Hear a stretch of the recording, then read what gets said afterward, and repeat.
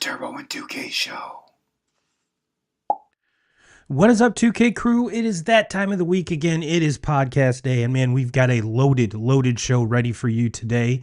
We're going to be talking baseball. I've got news, we've got NFL, we've got college football, and of course, we have the two newest segments, the Turbo's Power Rankings, as well as Paycheck and Onions. So we got a lot in store for you guys and gals, and in particular, you guys and gals that are watching over on Twitter or on YouTube. Thank you so much for watching live, or if you're watching the replay, thank you so much. And if you are watching, please feel free to give us a follow on any of the platforms. And if you are on YouTube, hit that bell notification so you get notified every time we go live. And for the OGs that are still on the audio side, you are the real OGs of the show, whether we're in your ears on the treadmill or in the car. Thank you for listening. Thank you. It means a whole lot to me. But yeah, 2K crew, we've got the Phillies Dodgers on the small screen, and we've got the Eagles Giants up on the big screen. Looks like the Phillies don't want to go home, or they want to go home. They're not done yet. They just scored. They're up 1-0, and the Giants and Eagles are just getting started. Just getting started. Wow. Oh, all right. Let's see what kind of news do we have here. So I have a lot of it baseball related. But I don't want to bust my nut here too early with the baseball stuff. So let's see here. Here's one. This is kind of, I don't know if it's flown under the radar. It seems like if this is true, it should be getting a little bit more traction. But this is from Pro Football Talk via Healed 24/7, quote unquote, potential exit strategy discussions have begun at North Carolina regarding Bill Belichick, with reports of rules violations fueling the situation. And you know, we saw it come out that whether it was North Carolina, whether it was Netflix or whomever was filming, or Hulu filming the documentary, that they just didn't want to do it. And I have a very good feeling that if the season would have been going a little bit better, Bill Belichick would have gladly had that crew running around. But yeah, with the season going not nearly as planned, and the team being absolutely terrible and garbage, I could see why. But on the other hand, you would have to think, if you're, I believe it was Hulu. If you're Hulu, you want this. You want, you want people to see the good and the bad. And there's a whole demographic of folks that grew up or indulged or had to indulge in this, the Patriots dynasty that we all lived through, and, would greatly see Bill going through some adversity. So I think they're kind of doing all of us a disservice. But you have to believe that Bill and North Carolina would have to agree to have such such stuff going on while the season is going. So kind of a bummer. But like I said, I mean, there was the report came out that there was the rules violations, and then Pro Football Talk came out with this. And I do believe I did see a tweet earlier today saying that they weren't exactly sure what's going on, and that Bill remains that he's going to be staying. So I whenever Pro Football Talk says something, I mean, it's not, they're usually a pretty credible source. So I'm not really sure where this came from, but definitely something to keep an eye on. And like I said, you're robbing the fans. So this is something that I think all of us that were Patriot haters, Tom Brady haters, Bill Belichick haters, or just we're tired of seeing them pretty much the same as the Chiefs now. But their dynastic run went a little bit longer. So we haven't gotten to the I can't stand this team for most people. I know there is some Chiefs hatred going out there because they do win all the time, but it is what it is. But like I said, just something to keep an eye on. Something to keep an eye on. Okay. Well, let's talk baseball.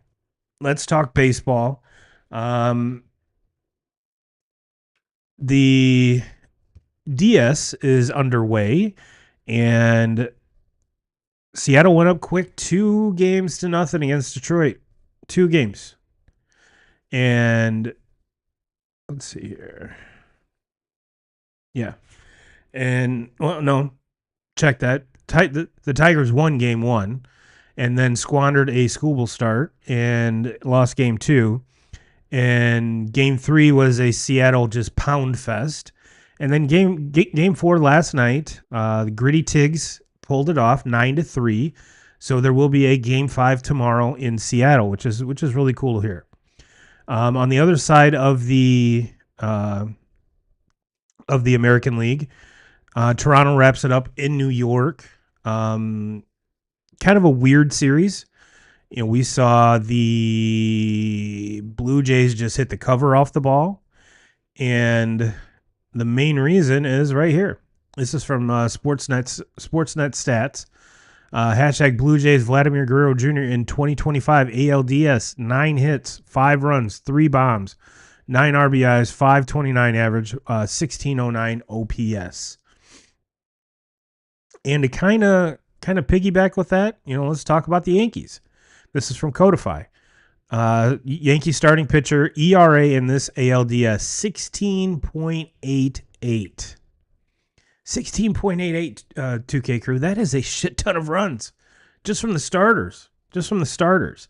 And as a Red Sox fan, I'm like, okay, it sucks that we lost, and it really sucks that we lost to the Yankees, but just the beatdown that Toronto gave them, I don't know if my Red Sox would have fared any better, even though the Red Sox did handle the Blue Jays at the end of the season.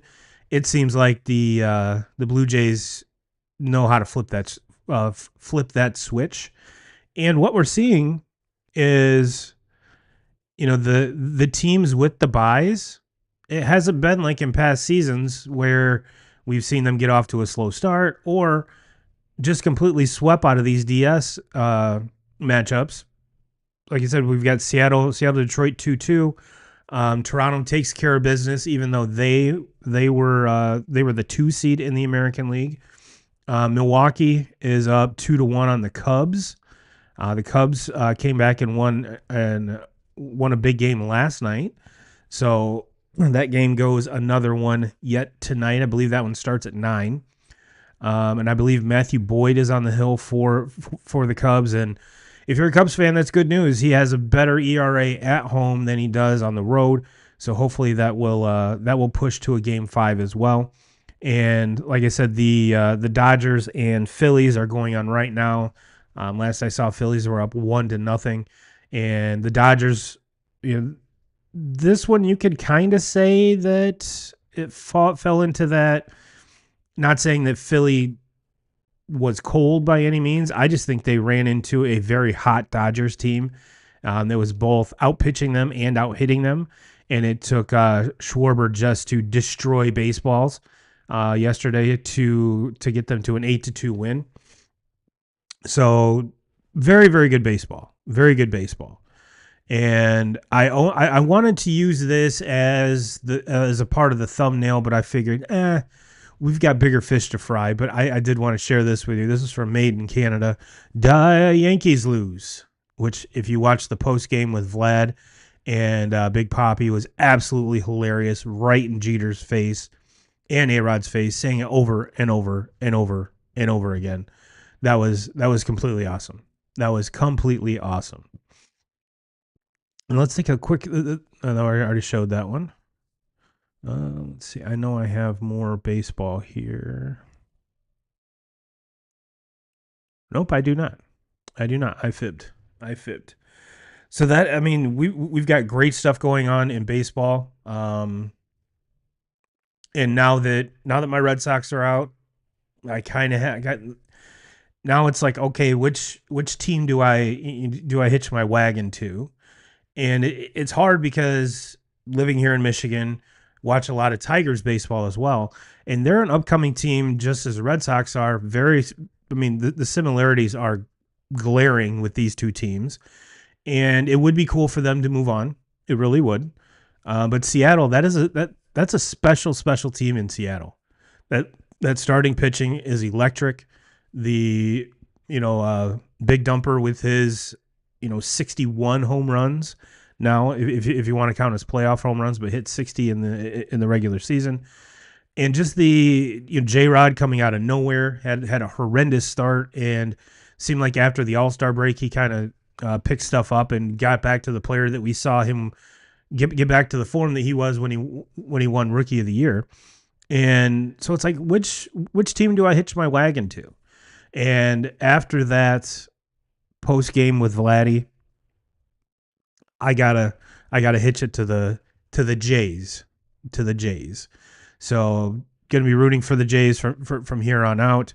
But we've been seeing some really, really, really good baseball. Really good baseball. Well, with the baseball talk out of the way, let's get to our power rankings. Just a quick recap from last week. I had Colts at 5, Bucks at 4, Eagles at 3, Lions at 2, Bills at 1. And we saw the Bills lose, the Eagles lose. So there's no undefeated teams left. There's really no, well, you can't put this team above this team because this team's undefeated. No, there's no undefeated teams left. I don't want to hear it. So just wanted to give you that little recap, because starting off at number 5, going with the Eagles, we're at 3. Still think they're a top 5 team. A lot of that is hinging on tonight's game, which which a normal Eagles team is going to take care of business against this Giants team. But this Giants team has a little bit different feel to it. Cam Scadaboo has rejuvenated that team. We've got Jackson Dart starting now. However, Malik Neighbors is still out, so I'm not sure. We're kind of having a wide receiver room that isn't quite settled. But the Eagles are up 3-0 right now. They just kicked off to the Giants. So the Eagles are my number 5 team, and the reason they're not higher, and this might if you listen to NFL sports talk at all, everyone's like, "What's wrong with the Eagles? What's wrong with the Eagles?" Saquon Barkley hasn't had a 100-yard game yet. A.J. Brown is bitching because he doesn't get the ball enough. Well, they're winning. They're 4-1. They're winning. So I don't know really what else to say. They're winning. Now, are they winning where other teams might have lost? Absolutely. But I think that comes down to the pedigree of this team. I think it comes down to the coaching, just the vets that are in that room. I'm not worried. This team is still a good team. Having some injuries up front on the offensive line doesn't help matters much when it comes to the running game. Once those guys get healthy, or they aren't as nicked up and banged up, I think this team will go as that running game goes. And once Saquon gets going, box is going to get a little bit less crowded, or is going to get more crowded once he gets going. And you're going to see these receivers kind of flourish the way they do. And we saw Devontae Smith have a huge game last week, and everyone's like, well, A.J. Brown still needs to get the ball. Well, A.J. Brown needs to realize that they're still winning. So I do still have a lot of faith in this team. So give me the Eagles at 5. At 4, I got the Bucks. I mean, we talked about Baker Mayfield last week and how just awesome he is to watch, and awesome how just playing. I mean, this dude has a legit case for, if the MVP was given today, to win the MVP of the whole league. And winning in the ways that they are, coming back last minute, last drive, last second, and pulling these off is absolutely fantastic. And I for one am a huge fan. And when you're talking shit to the fans before you run out on the field, give me that all day. Love it. Love the fire from him. And, he had a presser and they asked him about that. And he's like, well, now at my age, or when I was younger, people called it cocky. And now at the age that I am, I'm gritty and I got that dog in me. He's like, I for one haven't changed. Is how you guys, being the press and fans, view me, but I've never changed. So love that about him. Love that. Give me that guy all day. Coming in at number 3 is the Colts. Colts are a team, 2K crew. The Colts are a team. We've talked Danny Dimes up and down. We've talked about this roster up and down. And they're just getting the job done. And you might be saying, well, the AFC South, though. Well, you would be correct, except for the Jacksonville Jaguars are back because they're right on the Colts' heels at 4-1. So this relatively easy-ish division is not that easy, not that easy. And the Texans are starting to hit their stride. So I mean, granted, they have played 2 very bad teams, and then Tennessee is Tennessee, so that part of it's easy. But even them, we saw a spark in them last week. And is this division going to be as easy of a walkthrough like a lot of folks, myself included, thought it would be? No, and none of us outside of Indianapolis fans thought that they had any shot in hell with Daniel Jones at quarterback to win this division. And they're in my opinion, they're the 3rd best team in the league. Number 2, they have fallen from grace. They have fallen from my number 1 slot. The Buffalo Bills are my number 2 team. Now, I didn't move them down just because they lost. I moved them down on how they lost. And do I think Josh Allen is still a beast? Yes.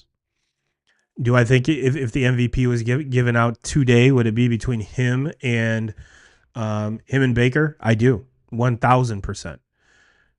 But there's a team really local to me in the Lions that if they would have had that first week hiccup, this team, no one would be talking about them any less than the best team in the league. And I think because of that hiccup, which I call it a hiccup after we've seen Green Bay play after that. And if they were to play, which thankfully they're division foes, so they will play again. And I think Detroit will just absolutely torch them. There's no doubt in my mind that even if the Lions and Packers were playing this week, that the Lions would not absolutely destroy the Green Bay Packers. So I've got the Lions at number 1. Again, from the same teams, just a different order from last week. A reshuffling, if you will. So Eagles 5, Bucks 4, Colts 3, Bills 2, Lions 1.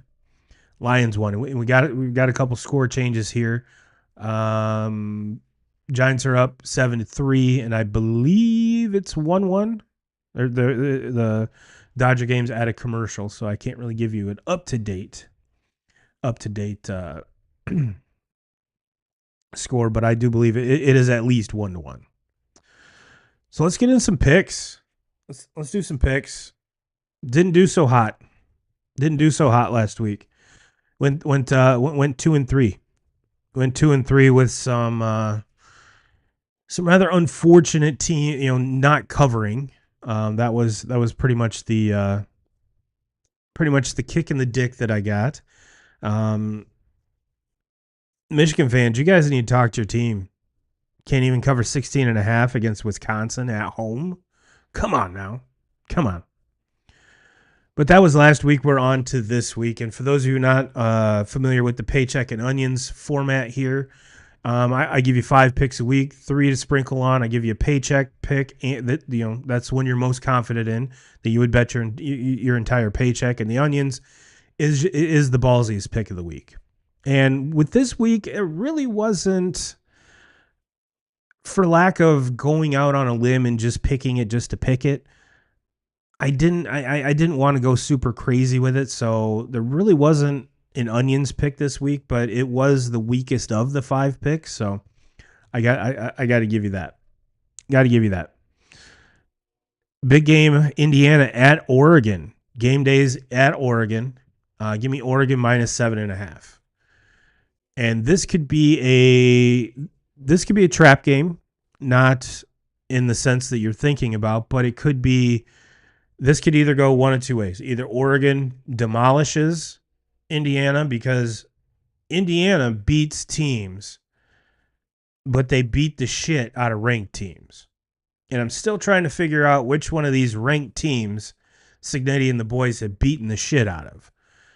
Because most of the time when they do play a ranked team like this, they kind of pillow fight for 3 quarters and then try to make this miraculous comeback. Oregon has played in a bunch of big games, and I'm leaning towards Dan Lanning a lot more than Signetti on this game. Or it could be the exact opposite. We've seen Indiana boat race teams, absolutely boat race teams. I don't think that they're going to boat race Oregon by any means. And one thing that we'll get to once I'm done with the picks is the travel. We have seen teams so far this season, the team that has to travel from, especially from west to east, we're seeing not play good football. Haven't really seen that major. I mean, this is like the first east to west travel that we're going to see. So which one is it going to be? But in this instance, I'm more comfortable with the money line, the Oregon money line. But if we're doing this ATS, give me Oregon minus 7.5. We got Rams going to the Ravens. Give me Rams minus 7.5. I believe all of these spreads but one is 7.5. So give me Rams 7.5.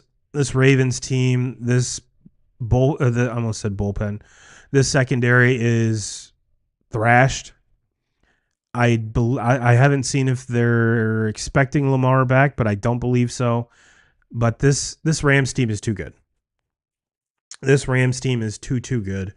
And I think they will handle the Ravens quite easily. So give me them minus 7.5. And then our Colts that we talked about, our number 3 team in the power rankings. Where are they at here? Cards at Colts. This Cardinals team's bad. This Cardinals team is not good. This Colts team is very good. So I've got to ride the hot hand here. Give me Colts minus 7.5. Our paycheck pick. This one's weird. I lied. There is another. There's 2 of them that aren't 7.5. The Lions are playing at Kansas City, and they are a 2.5 point dog. This is the easiest bet on the whole slate. Easiest bet. Lions plus 2.5 to this Chiefs team? No. Get the fuck out of here. Easy money.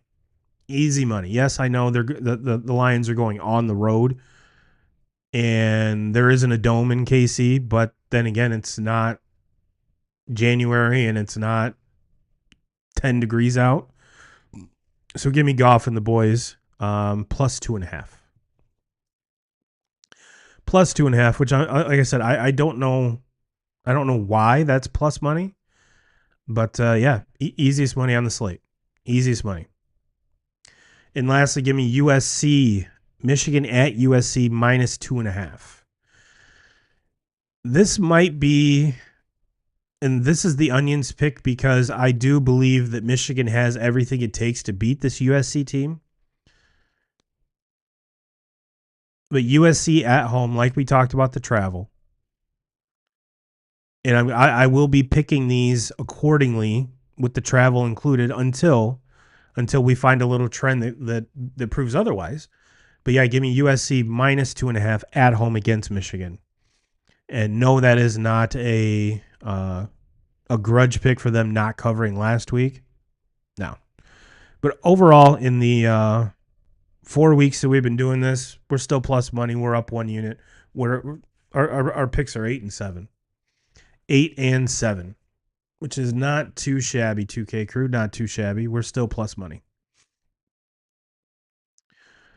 Let's get into some college football. And one of the things I wanted to talk about before we even look at the schedule, standings, all that good stuff. Where are we at here? Well, let's rip the Band-Aid off and talk about Penn State. Let's talk about Penn State. This is a tweet from Daniel Gallen. This is a quote from Coach James Franklin. We did not handle last week's loss well, meaning the one prior to this week, or this last week. We also lost some players in that game during the week. Then everything else, travel, everything else did not come out with the right energy to start the game. That's my responsibility. And this is on the heels of Lincoln Riley coming out and bitching about how much they have to travel. And I realized that Penn State was the one traveling. They're the incumbent, if you will, Big Ten school in this matchup that was last week against UCLA. But this has got to stop. These Big Ten schools bitching about having to travel. It's got to stop. Especially the ones, the USCs, UCLAs, Oregons, Washingtons of the world. You were the ones that wanted to come into the Big Ten. James Franklin has a little leeway here to bitch just a little bit. But the teams, the newer teams, you don't get a say in this because you knew what you were signing up for. This is absolutely asinine. To dissolve a conference which was West Coast, pretty much West Coast, to join a Midwestern conference, what did you expect? What in the world did you expect? And I don't know if there's NCAA sanctions to where when they can travel, how do they travel, what times. Like I said, I'm not privy to that information. But here's the thing: you guys knew this signing up, so using it as an excuse, I don't want to hear it. I honestly don't want to hear it. Because, like I said, you knew what the proof is in the pudding. You knew exactly where these schools were when you wanted to join their conference. And B, I hate to tell you this, Big Ten, but Notre Dame's been doing it for decades. They've been playing on the West Coast for a long time. The USCs, the Stanfords, for a long, long, long time. And Notre Dame has had success on the West Coast for a long time. So I'm not buying this. Well, the travel's too much. You're not going to fucking Australia. You're not. You're going from Penn State to UCLA. You're going from USC to Illinois. That's not far. And it's not like these players are flying commercial. I have a very good feeling that you're not going to see a whole team full of USC dudes on United Airlines. Pretty sure that's not how it works. So I'm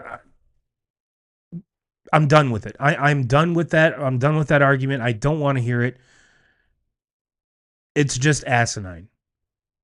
And I think too, a lot of college football fans are tired of hearing that excuse, knowing the full fact that you signed up for this. You signed up for it. Speaking of UCLA, this is from Chris Muller. UCLA interim head coach Tom Skipper is now tied with James Franklin with one career top 10 win against a Big Ten opponent. Touché, Chris. Touché, Chris. Love that tweet. All right.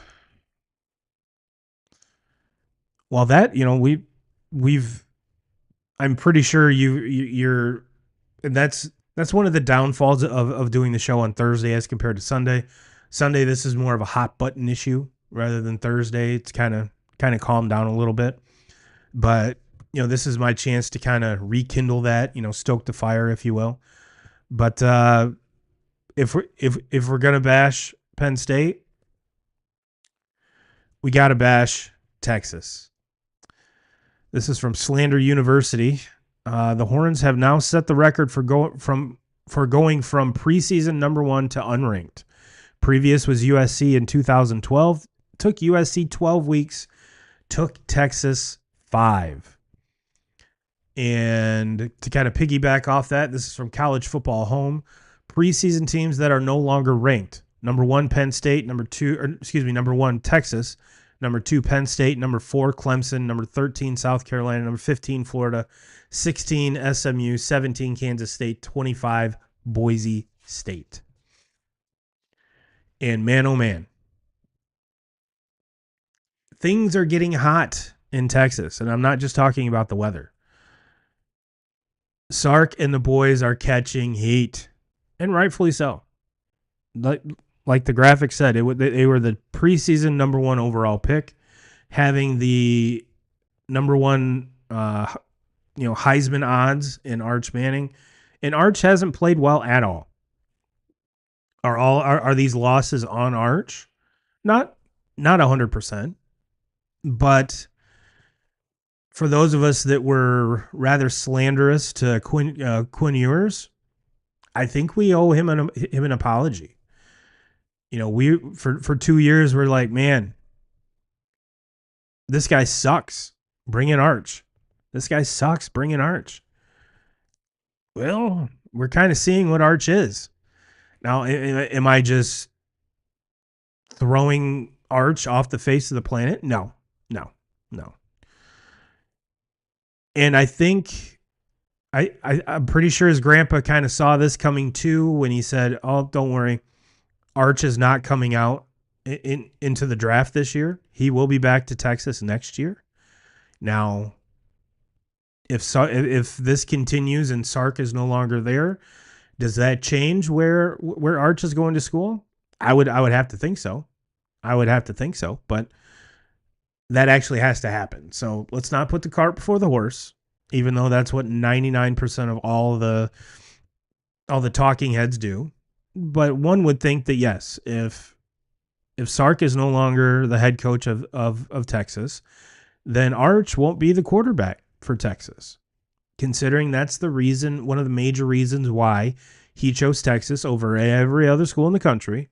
That, and I'm sure a couple extra zeros on a paycheck, but he wanted to learn Sark's offense. He wanted to learn under him, which is why he went there.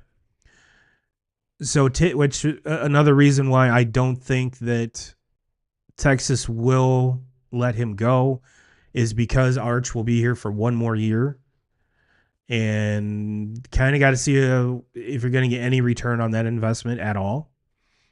And it seems like whenever the Mannings are getting just roasted the most is when they start to turn it on and when they start to not look like dog shit. So maybe this is the spark that Arch needs. Just needed to get his ass kicked a couple times, have all of sports media just say he's absolutely terrible. Talk about a potential benching, which I do not think will happen. I mean, the 1 year that the Giants won the Super Bowl, they were 8-8, I believe. A wild card team, barely made it in, had to win like 6 or 7 straight games, and he did. Not saying that Arch is going to catch fire and that Texas team is going to win out, but it would kind of be a Manning thing to do, right? Just a thought. Just a thought. But yeah, this last weekend, even though the slate wasn't pretty, man, it had a lot of fireworks. And I, for one, told you guys and gals last week. The week before, that slate was fantastic. Last week's slate, not so much. This week's slate, we got some bangers. We've got some bangers. We talked about a couple of them in Indiana, Oregon, and Michigan, USC. But once we get to the little preview here, it's a banger. We're going to put it up there with 2 weeks ago. This is a banger. This is a banger. So let's get into it. Let's see what kind of goodies we got here. See what kind of goodies. First ranked matchup, Ohio State at Illinois. Ohio State's a 14.5 point favorite. Even though it's a 1v17, we've kind of seen this Illinois team sputter. And Ohio State right now is a wagon. This defense might be better than last year's, which is saying a lot. So yeah, to me, this is a no-brainer. This is an absolute no-brainer. Number 9 Alabama at number 14 Missouri. This is I wanted to put this game in my picks so badly, but I'll be the first to admit I don't know shit about Missouri. I know the running back's good. I do. I know that I believe the running back leads the nation in rushing, if I'm not mistaken. But as far as that, and Alabama is just a 2.5 point favorite. We've seen this Alabama team turn it on. I mean, the game against Vandy last week was a very good game.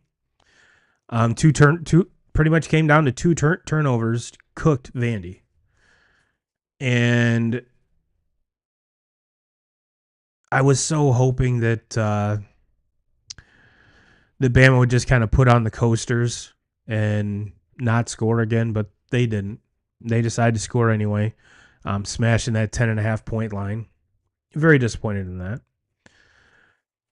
But I do think Alabama wins this game, and if I were to put this in the picks, I would give the points because I think this is a touchdown game, not a field goal game. So I would definitely take Alabama -2.5 here. But like I said, I don't know anything about this Missouri team. And when I don't know stuff, I try not to bet on it. Indiana at Oregon. We talked about Oregon 6. This has a line at 6.5, or we did it 7.5. So if it's 6.5, give me 6.5 instead. Give me 6.5. Man, this we talked about the travel. I think it just comes down to the fact that I trust Dan Lanning a little bit more in these big games than I do Cignetti. And after this week, I think if Indiana happens to pull this off, I think there's a lot of folks that are going to look at Cignetti differently. And I think it's going to take a game like this on a big stage for Indiana to get people to believe that they belong. They're ranked number 7 in the country, but they haven't played anybody. And this is their first test.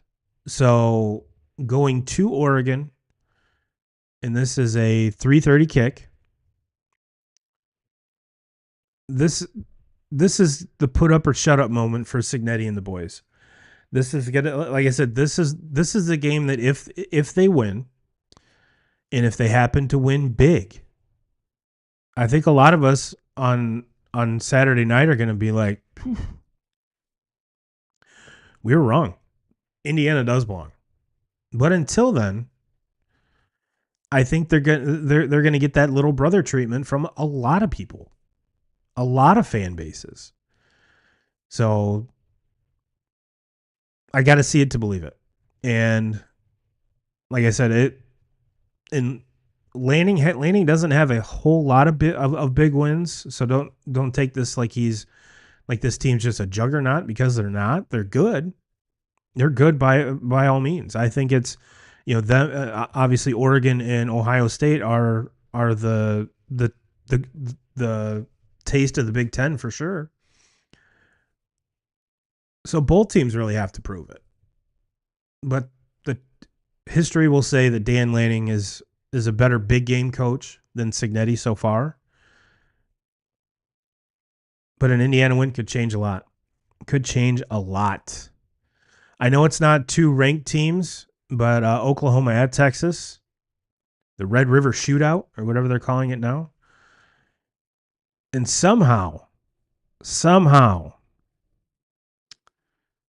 Oklahoma's 6. Texas is unranked. Texas is a 1.5 point favorite. And I did, if I saw Twitter correctly, Mateer is likely to play on Saturday. How much he plays, what extent can he play, that's going to be the question. But this Sooner defense is good. This Texas offense is not. So again, if you are of the betting kind, 1.5 points is basically a pick 'em. So I would take Oklahoma. Give me the 1.5 points. Give me that. Let's see. I know there's a couple more here in the later slate.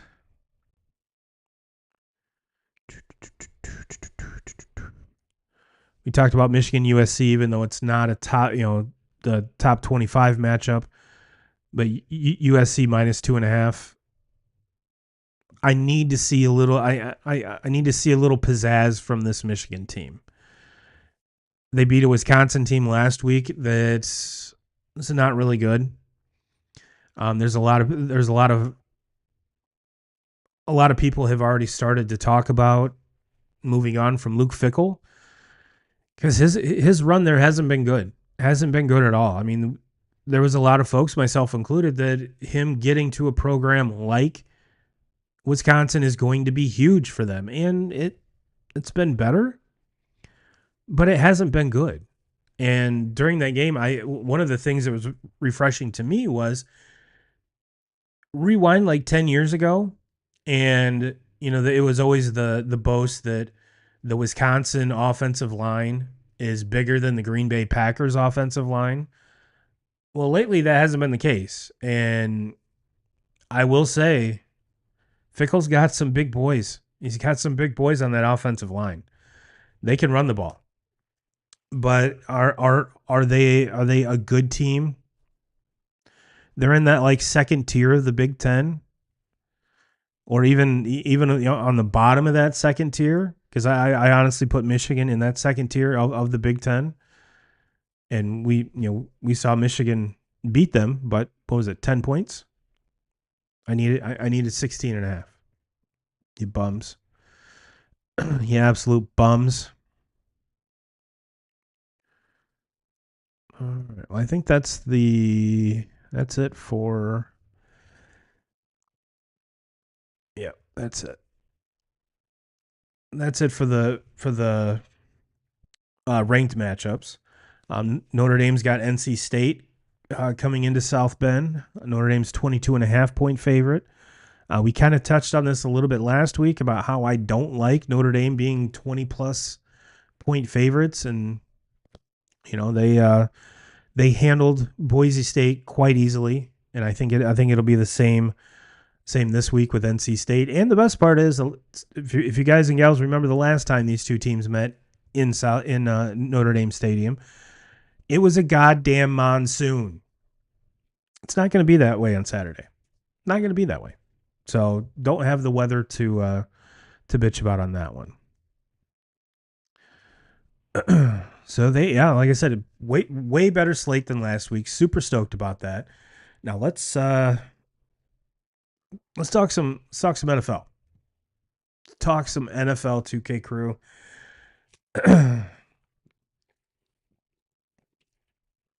Like I said, we've got 13-10 Giants over the Eagles. Still got the Phillies Dodgers at 1-1. So before we get into the schedule, let's look at the standings, because like I said, we have 0 unbeaten teams and only 1 0-loss team. Or excuse me, 0 win team. I just totally contradicted myself. No unbeatens left and 1 totally beaten. So let's kind of see how things have tightened up. Bills still sit atop of the AFC East, even though they lost to the Patriots. The Patriots are 3-2. Buffalo's 4-1. And Patriots are the winners of their last two. So this Patriots team might be back. Not saying back to the level of Belichick Brady back, but back to potentially making the playoffs and making some noise. You know, we've seen Mike Vrabel led teams when he was with Tennessee with Ryan Tannehill as the quarterback make the playoffs on a consistent basis. Made Ryan Tannehill a lot of money, and just kind of a lackluster team that was kind of your average Joes.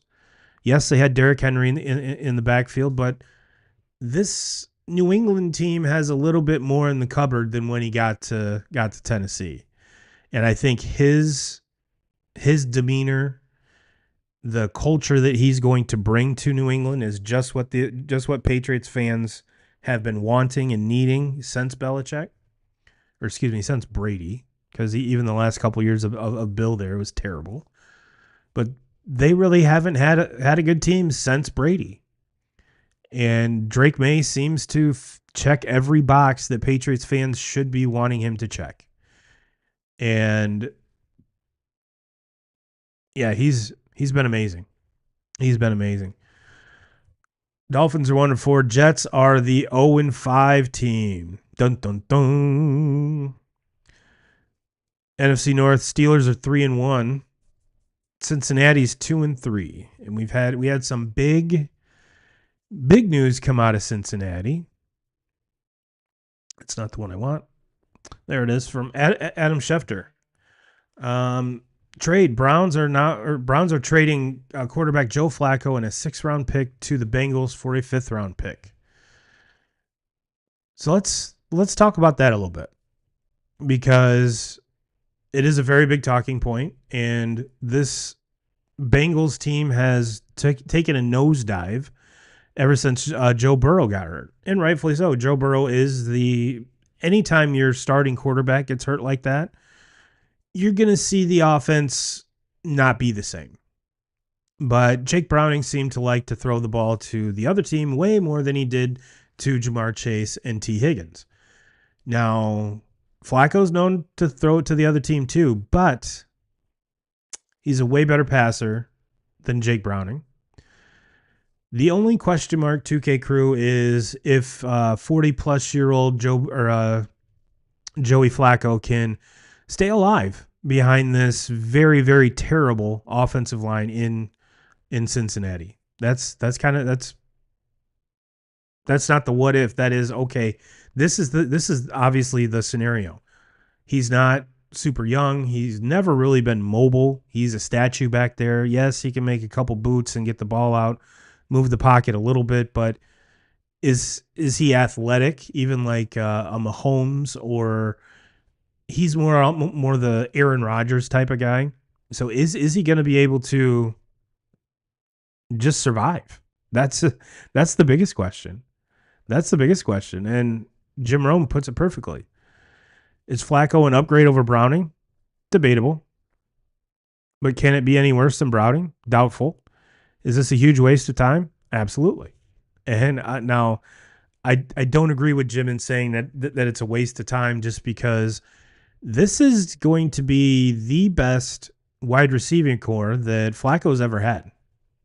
I mean, you have legitimately 2 number ones, and you can't double cover both of them. So the running game is still very suspect because of that offensive line. And the defense seems to be even worse than last year. So is he going to be the answer to it all? No. But what I think this does is, you get him on the cheap, no big deal. And if you're the Browns, they just started Dylan Gabriel, which here's a tweet from RG3. The Cleveland Browns had a rookie in Dylan Gabriel making his first career start and threw 2 touchdowns and no turnovers on foreign soil. Had a rookie running back run for 110 yards. Had a defense force 2 turnovers and get 3 sacks and still lost. This is a coaching issue. And I didn't bring up Dylan Gabriel getting the nod last week for some odd reason. But we were wondering what the Browns were going to do with all of these quarterbacks. And this was their answer. We're going to ship Flacco out of here. And now it's caused even more drama because you would think getting rid of one would help a lot, would help kind of quiet people down to be like, okay, now we go. Now we go. But they had Bailey Zappi on the practice squad and elevated him to the NFL roster. And now they're not really saying if Shador is the backup or Bailey Zappi is the backup. And at this point, I could care less. It's the fucking Browns. Okay, I'm like RG3 said. It how this dude continues to get chance after chance after chance after chance. Now, maybe he's the only one that wants a job. I have no idea, no clue. But when you talk about consistently talk about coaches on the hot seat, a la Brian Daboll here, the Browns coach never gets brought up. Never gets brought up. But here they are sitting at 1-4, and their point differential is -50 for Christ's sake. And their defense is really good. Really good. Now, to throw in a little extra curveball here, their one win was with Flacco at quarterback against the Green Bay Packers. And now Joey Flacco gets to play Green Bay again with the Bengals. The only difference is that Bengals defense is way different than the Browns defense. And the reason that Joey Flacco was even close or got that win was because of the defense and the job that they did. It's not like he threw for 350 and three touchdowns. It's because that defense just absolutely dominated Green Bay's offensive line and made Jordan Love look absolutely terrible. Probably the worst game he's ever played as a pro. Do I think that Bengals defensive line is going to do the same thing? Nope. Not even close. Not even close. So for you Packers fans out there, I really wouldn't be worried just because, defenses aren't the same. Not even close. Do I think it's going to be a high-scoring affair? Yeah, I do. I do. But, yeah, two totally different teams. Totally different teams. AFC South, we talked about the Colts and the Jags being tied at 4-1. Houston at 2-3. Tennessee 1-4 after their big win. AFC West, Chargers at 3-2. Broncos at 3-2. Kansas City at 2-3. And the Raiders at 1-4. That dumpster fire out there in Vegas is 1-4. Flip sides of the NFC, the NFC East, Eagles at 4-1, Commanders at 3-2, Cowboys at 2-2-1, the Giants at 1-4, and I believe right now are still winning, but it's not looking like it's going to last. Probably a tush push situation here. 4th and inches, right by the goal line. And I absolutely love the fact that when Trevor Lawrence tried to do this, it was actually a quarterback sneak, not a tush push, and we saw the ball get knocked out as he's getting close to the goal line. Everyone's like, "Oh, see, not everyone can do the tush push." Well, it's because that wasn't the play. It was a quarterback sneak. There's a total difference. Total difference. NFC North, Lions 4-1, Packers 2-1-1, Vikings 3-2, and Bears 2-2. Yep, 2-2. NFC North,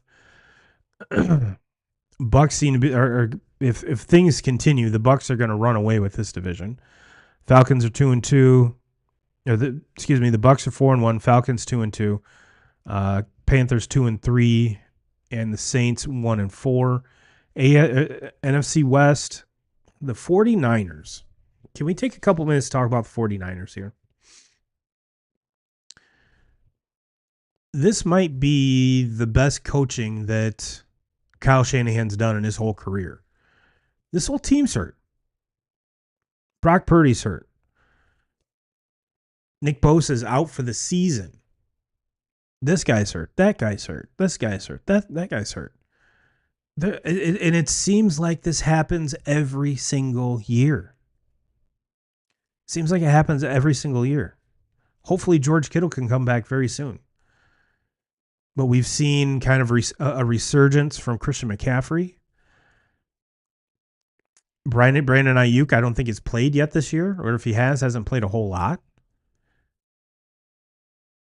Mac Jones comes in and, not going to say lights the world on fire, but gets wins while Brock Purdy's out. Now, if you rewind to Mac Jones' draft class, there was rumors that the Niners were going to go up to, I believe it was number 3, and they were going to take Mac Jones. And instead, they took Trey Lance. And Trey Lance never really pawned out to anything other than a backup in the NFL to this point. We've seen a lot of retread quarterbacks here, Mac Jones included. But it seemed at the time that Mac Jones just fit what Kyle Shanahan wanted to do. And now you could say the same thing when New England drafted him. I believe it was 12th. It's like, oh, here we go. Patriots got their next Tom Brady. This is awesome. They're going to go on a run similar to what they did. Just can't get this stupid Patriots team out, away from the Super Bowl, which was the complete opposite. But if you look at the rosters, that New England roster compared to this, even though extremely banged up, 49ers roster, vastly different. Vastly different. So now a lot of people are saying, well, is there going to be a quarterback controversy? I highly doubt it. They just paid Brock Purdy a lot of money to be their starting quarterback. So I don't think there's going to be a big quarterback controversy in San Francisco. I could totally be wrong, but I highly doubt it. But kudos to Shanahan in the coaching staff over there. They're sitting at 4-1. Seahawks are 3-2. Rams are 3-2. Arizona's 2-3. So this 49ers team, even though with the injuries they've had, and a lot of people, myself included, were like, well, there goes another one. There goes another season. Kyle Shanahan just cannot keep guys healthy. But when they are healthy, we've seen them go on to do very good things. Not win the Super Bowl yet. Not win the Super Bowl yet, but get there. And it's like, okay, when can this guy get a fully healthy roster? And yes, I know it's the NFL. Every team has injuries. I get it. But it seems like it hits hardest over in San Francisco. So for this team to be in this spot with this many injuries, thus far, kudos to Shanahan. Love it. Love every minute of it. Let's take a peek at the schedule here. Like I said, tonight we've got Philly at New York. On Sunday, we've got Denver at the Jets. Don't care. Denver's a 6.5-point favorite. Arizona at Indy. We talked about that one. Chargers at Dolphins. Chargers should just run away with this one. Chargers only a 3.5-point favorite. Only a 3.5-point favorite, which is kind of weird. Kind of weird. Pats at New Orleans. Pats are only a 3.5-point favorite there. I know New Orleans stinks, even though I guess you could say they're playing better. Spencer Rattler got his first NFL win. Cool. It's weird. Cleveland at Pittsburgh. Pittsburgh's 5.5-point favorite. We talked about the dumpster fire that is Cleveland, and I To me, this is an easy one. Steelers are favored 5.5. Easy pick for me. Dallas at Carolina. Dallas Dallas kind of sneaky is playing very, very good. The offense is playing very good. The defense, but the offense is playing very good, even without CeeDee Lamb. George Pickens has kind of found a home there. Him and Dak have been, they obviously have developed some chemistry there, and we've seen him run the ball. And Dak has been staying upright, which is the biggest part of that. Can Dak stay healthy? And they're kind of low key playing very well, Or 3.5 point favorite here. I would definitely take that. Seattle at Jacksonville. That's gonna be a good game. 2K Crew. Right now, Seattle is favored by 1.5.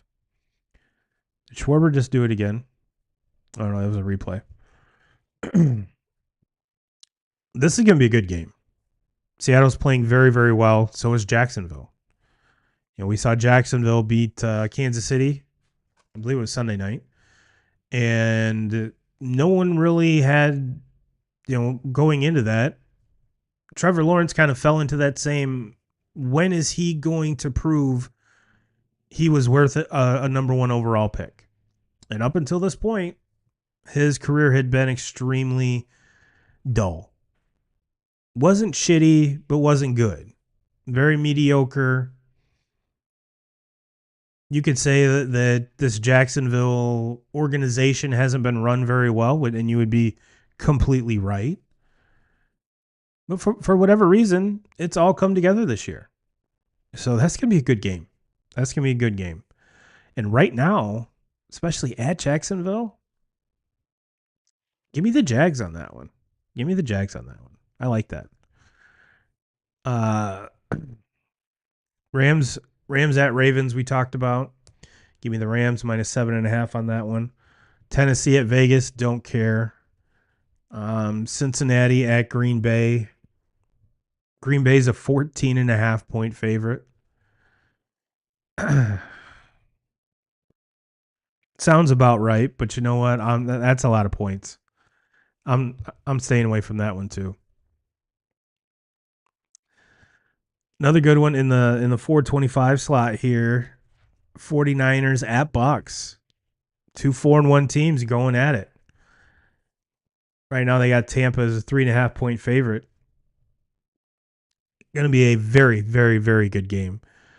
And if you gun to my head, if you're making me pick one, I would take Tampa and give you the 3.5. Gun to my head, that's the way I'm leaning. And finish off the night with Detroit at Kansas City. We talked about this one. I have no idea why Kansas City is favored in this. Now the ESPN book has it at minus 1.5. We got it at minus 2.5 over on FanDuel. So, and that was yesterday, I think.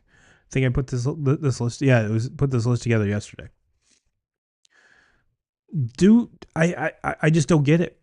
I don't get it. Detroit probably has the best offense in the NFL, and not saying their defense is steel curtain-ish, but definitely better than last year. Now, if this was last year's game with last year's teams, yeah, I could see why Kansas City's minus 1.5, even though I would still take Detroit to win even last year with their very hobbled defense. But give me a break. This is I don't get it. I don't get why Kansas City is favored. So like I said, easiest money this week. Detroit at Kansas City. And they did it again to us, 2K Crew. 2 fucking Monday night games. Can't do it. Can't do it anymore. This is week 6, for Christ's sake. We're still doing 2 Monday night games.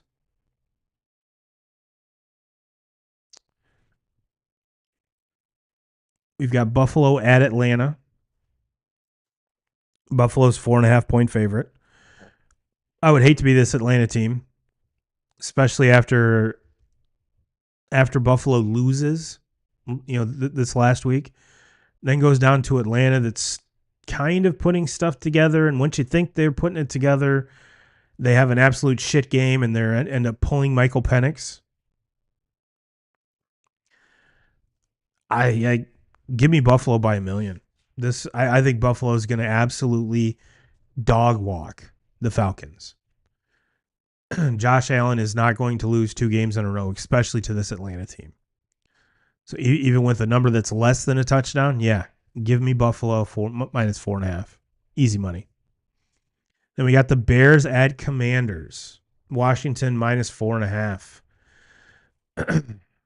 We got the 2 number 1 overall picks from going after each other. Jaden Daniels and Caleb Williams had a brain fart there. Sorry.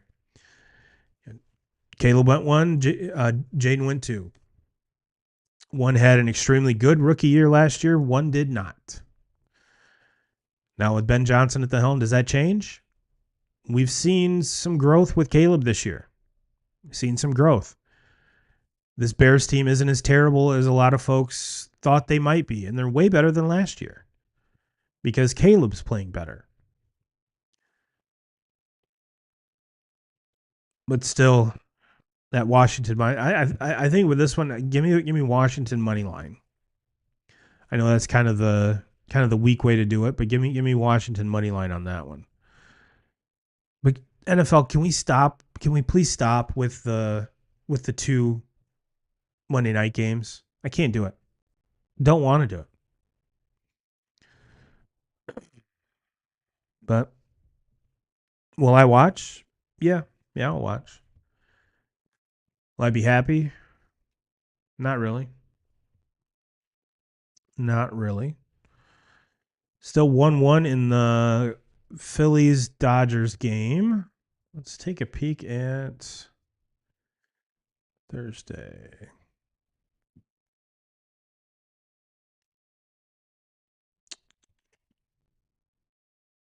Okay, it's not giving me a score.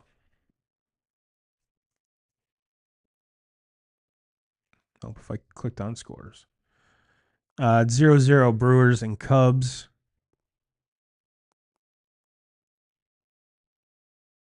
Cannot see what inning though.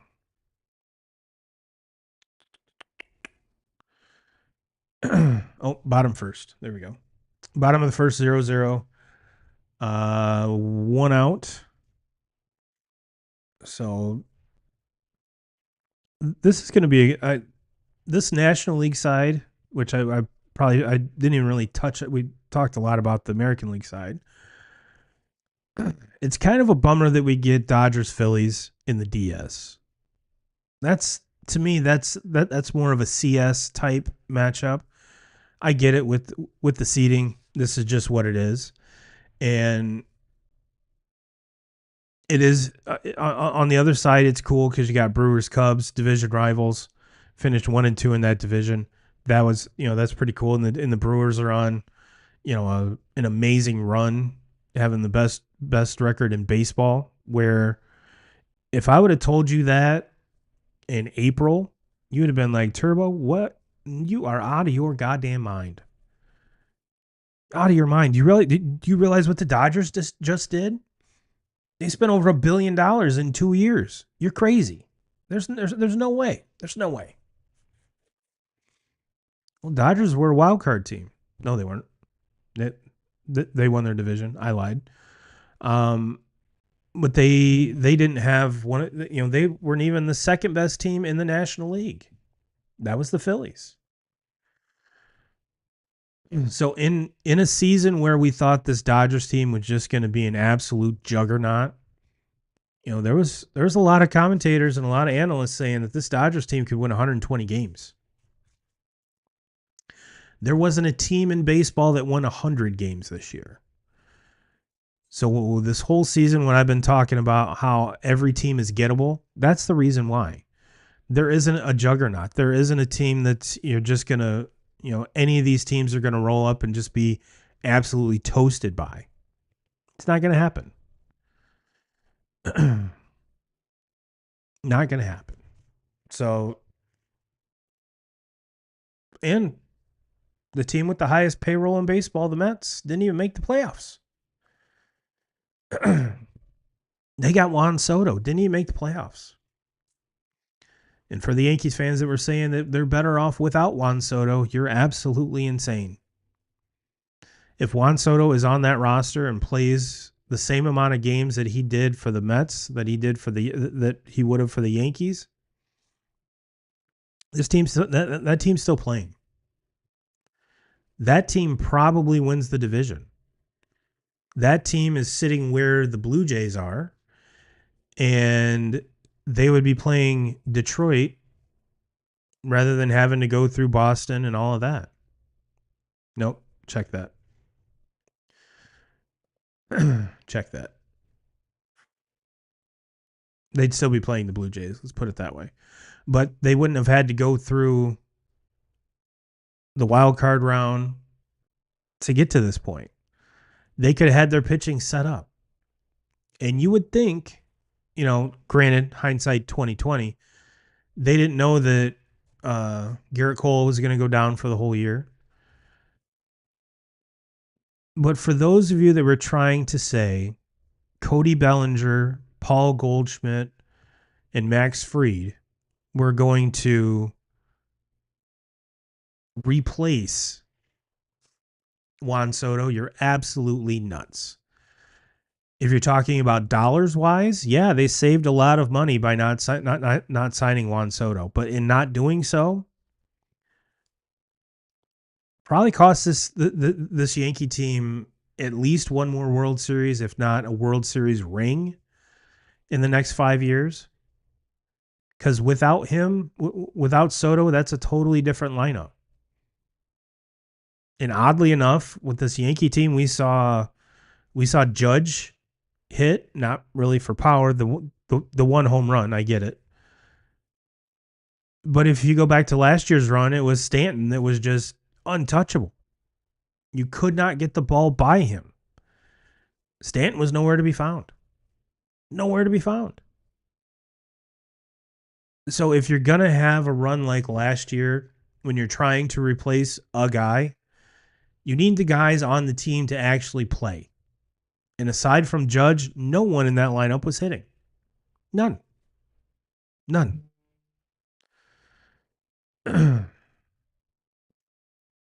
Just my little rant. No, it's not. These guys suck because I'm a Yankee or I'm a Red Sox fan. No, it's just because I watch baseball. And all these Yankee fans that were so delusional saying, yeah, we're better without Soto. No, you're not. That's an asinine thing to say.